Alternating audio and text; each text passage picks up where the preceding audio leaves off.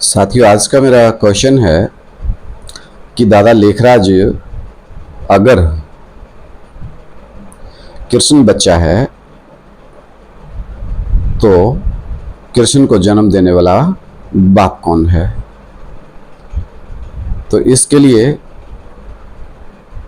बहुत शांति प्रिय तरीके से यज्ञ की आदि की हिस्ट्री को जानना चाहिए और समझना चाहिए। तो कृष्ण बच्चे को कहा जाता है और राम बाप को कहा जाता है। तो जो साथी राम बाप को नहीं जानते हैं वो साथी समझ लें कि यज्ञ के आदि में जब ब्रह्मा बाबा को साक्षात्कार हुए थे तो ब्रह्मा बाबा के साक्षात्कारों का रहस्य किसने क्लियर किया? सेवक राम वाली आत्मा ने। सेवक राम वाली जो आत्मा है वो राम वाली आत्मा है और सेवक राम की जो पत्नी है वो दादा लेखराज की बहन है, यानी कि सेवक राम दादा लेखराज का जीजा हुआ। तो यज्ञ की इस रहस्य को प्रॉपरली जानने के लिए कि ये कौन कौन है, सेवक राम कौन है, दादा लेखराज कौन है, जगदम्बा कौन है, वैष्णवी कौन है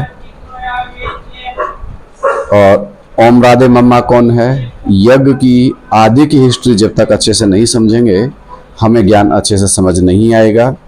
और जो मनुष्य सृष्टि का बीज रूप बाप है परमपिता परमात्मा बाबा वीरेंद्र देव दीक्षित, जो आज संपूर्ण सृष्टि के विषय पिता के रूप में धीरे धीरे सामने आते जा रहे हैं, उनको हम नहीं समझ पाएंगे।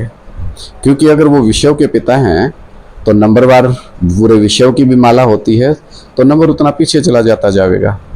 तो इस रहस्य को समझने के लिए जिनको परमपिता परमात्मा से प्यार है, बहुत आवाज़ें लगाई दुनिया में कि भगवान आया है, भगवान आया है, लेकिन आज उस भगवान के प्रैक्टिकल स्वरूप से मिलवाते हुए डर रहे हैं, उसका परिचय पूरा नहीं दे पा रहे हैं। ऐसा क्यों? ऐसा इसलिए या तो खुद समझे नहीं हैं, अगर समझे हैं तो बताने में किस बात का डर है। तो सच्चाई जब तक उजागर नहीं होगी तो दुनिया को कैसे पता चलेगा। और एक अच्छा बच्चा वो जो अपने बाप के नाम को रोशन करे, बाप की दुकानदारी को संभाले। बाबा भी तो यही चाहते हैं, परमपिता परमात्मा भी तो यही चाहते हैं कि बच्चे बाप की दुकानदारी को संभालें और काम आगे बढ़े। क्योंकि 1 से 2, 2 से 4, 4 के 8, 8 के 16, इसी प्रकार से तो जनसंख्या आगे बढ़ती जाएगी। तो ज्ञान जल है उसको आगे बढ़ावें। और सत्य स्वयं सिद्ध होता है, लेकिन उस सत्यता का गुणगान तो करना पड़ेगा, जैसे सत्यनारायण की कथा घर घर में गाई जाती है।